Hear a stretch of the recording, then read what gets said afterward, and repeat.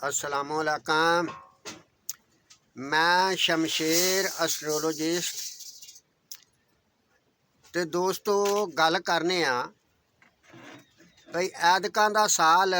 जड़ा 2026 चल रहा है कि तुसी महसूस कर रहे हो भी सर्दी जड़ी है ना ये कुछ ज़्यादा पै रही है।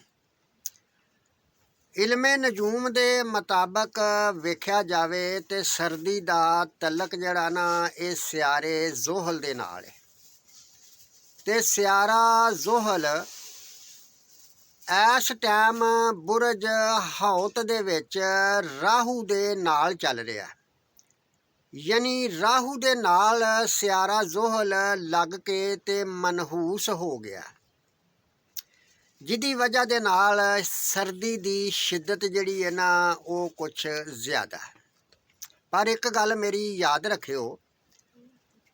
28 फरवरी 2026 तो बाद सियारा जोहल जिहड़ा ना ये बुरज हमल दे विच दाखल हो जाएगा कि जिहड़ा 2.5 साल का अरसा बुरज हमल दे विच रहेगा। बुरज हमल दे विच सियारा जोहल जिहड़ा ना ये नीच दा हो जांदा, डड हो जांदा ते जिहदा मतलब ये आ भी अगले 2.5 साल वास्ते सियारा जोहल मनहूस हो जाएगा ते सियारे जोहल दे मनहूस होण दी वजह दे नाल अगले 2.5 सालां तक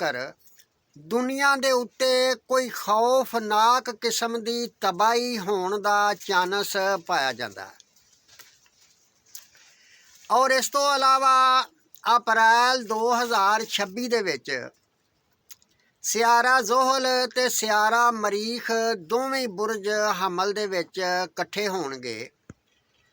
ते जिहदा मतलब है भई अप्रैल 2026 दे विच भी कोई खौफनाक किस्म की सूरत हाल पैदा हो सकती है।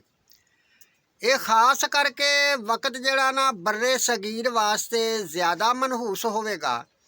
उंज ते ये पूरी दुनिया दे विच ही एक तबाही का मकाम बन सकदा ते अगले 2.5 साल वास्ते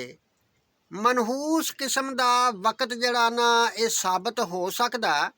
पर साबित उदों होवेगा जदों सियारे जोहल की किसी न किसी मनहूस सियारे मरीख या किसी होर दे नाल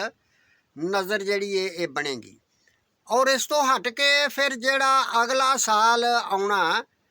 2027 ते 2027 दे विच सर्दी जिहड़ी है ना वो तकरीबन इंज समझ लो भाई जिवें को 30-40 साल का एक रिकॉर्ड तोड़ देवेगी, यानी अगले साल 2027 दे विच सर्दी इस तो भी ज़्यादा पै जाएगी।